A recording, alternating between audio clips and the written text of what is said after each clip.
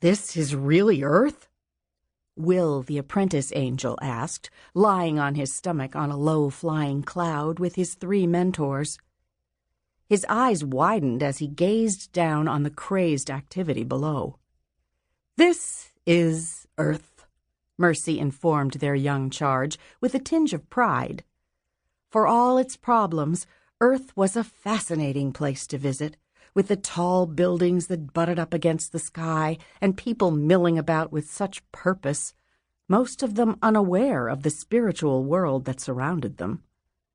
More times than she could remember, Mercy had lost patience with humans.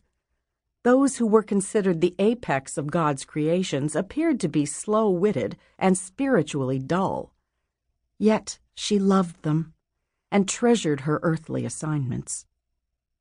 "It's New York," Shirley added, resting her chin in her hands as she gazed longingly below.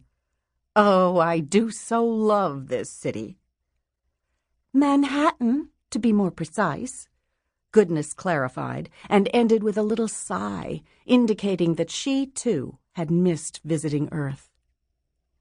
The 4 hovered near Times Square, watching the clamoring crowds jockeying for space on New Year's Eve. Will's eyes widened as he intently studied the scene taking place in the streets below.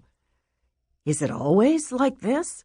So busy and crowded, I mean?" No, this is a special night. The people are gathering together to usher in the new year." Time was a concept reserved for Earth. In heaven it was much different. Consequently, the time restriction placed on the 3 prayer ambassadors when given earthly assignments had caused more than one problem. "Did Gabriel want us?" "Gabriel?" Shirley gasped and quickly cut him off. "He doesn't exactly know that we've brought you here. It would probably be best if you didn't mention this short visit to him, okay?" "Yes, please. It would be best not to let anyone know we've shown you Earth." It went without saying they'd be in all kinds of trouble if Gabriel learned what they'd been up to. "Gabriel means well, but he tends to get a little prickly about these things," Goodness explained to their young charge. "Why is that?" Will stared at all 3 of them. "Well, you see, the 3 of us, thought we should give you a bird's-eye view of Earth and these people God loves so much, strictly for training purposes." Mercy looked to her friends to expound upon their intentions, which were honorable, if not a tad bit sneaky. This earthly visitation had been a spur-of-the-moment decision. Mercy had been the one to suggest it. Naturally, Goodness was quick to agree, and after some discussion, Shirley had seen the light as well. Will, an apprentice angel, had been placed under their charge, and given this honor, it was only right that he get a glimpse of the trials and tribulations that awaited him once he started working as a prayer ambassador.